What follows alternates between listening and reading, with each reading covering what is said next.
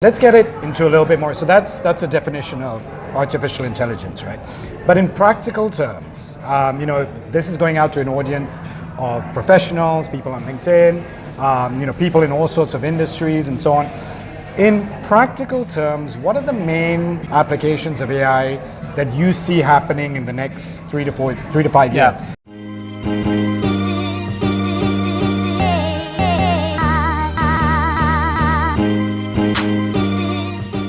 So in the business world right now, we can see 5 things happening, right? Five things happening. Number 1 is what we call robotic process automation.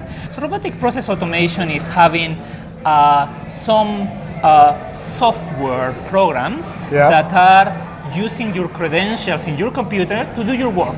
So basically they open your Excel file, they open your SAP, they open your software, and they just fill the numbers where it is necessary. So they are basically doing your work on your desktop. This is robotic process automation. Okay. And they automate processes that are in general high volume, repetitive, and simple. Right, okay. So that's kind of like the basic level of it. Like accounting, a lot of back office processes are like that. Okay, right? so robotic process automation. Yeah, so that's this number is something that we are doing quite a lot in the business world. Right. The second kind of application that I can think of is machine vision. Right? Machine vision. Yes. Okay, machine what's that? Vision. Yeah. Machine vision is analyzing images and videos and understanding what is happening. Okay. Right? So for example, you can use machine vision to repair equipment, to repair a car, or to do a diagnostic of a medical image.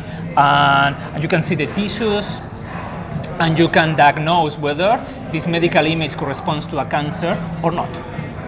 Okay. These kind of things can be done, right? You can also interpret maps. Okay. You can also have videos of the street. Somebody can be driving in the street and making a video, and you can read all the logos that you see on the street, and you can understand. Right. But isn't that similar to how Google does its mapping with the cars that go around? And you can use Google Maps for this. Yeah. Right, but that's all driven by AI. That's all driven by AI. Right, of course. So this is the second one. Okay. The third part that we have here is using artificial intelligence for communication and language.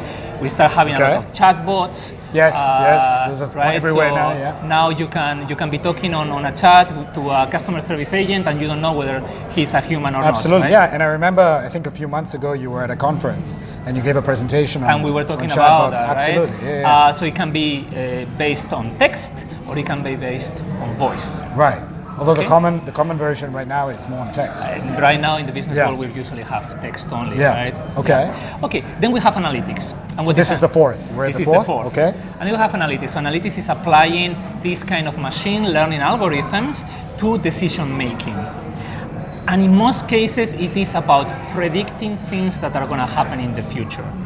Okay. So for example, predictive It's predictive analytics. For example, I give a loan to a customer. Is this customer likely to pay me back or not?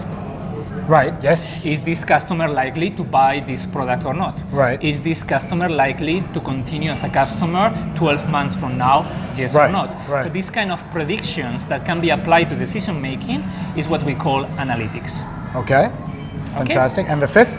And the fifth is more futuristic. Yeah. It is not as developed as the others, and this is what we call cognitive agents. Okay. So cognitive agents is a family of robots, not necessarily hardware, it can be software, family of robots that interact with human beings, that are able to understand the emotions, that are able to have like a fluid conversation, not only in terms of language, but in terms of gestures and emotions. So this is something that this would be the marriage counselor area? Not necessarily, because for the marriage counsel area, you can, for example, have some data about demographics, some data about what kind of things you like, what data about what kind of things your partners like, and some other data from different surveys, and based on that information, the algorithm can make a diagnostic and can propose a solution to your marital problems.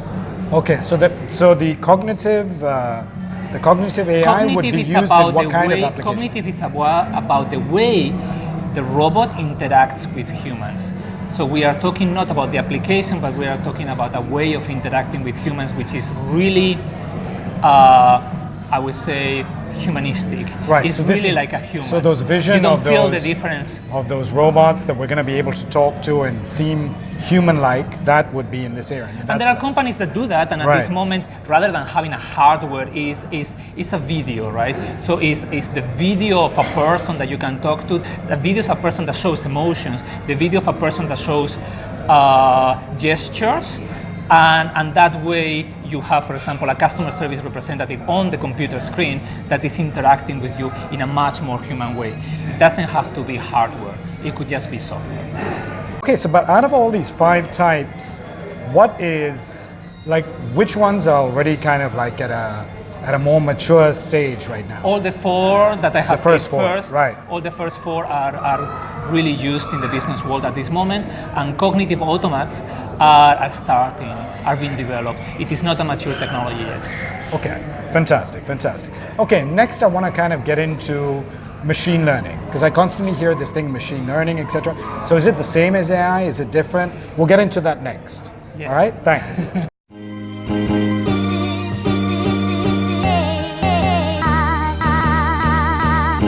This is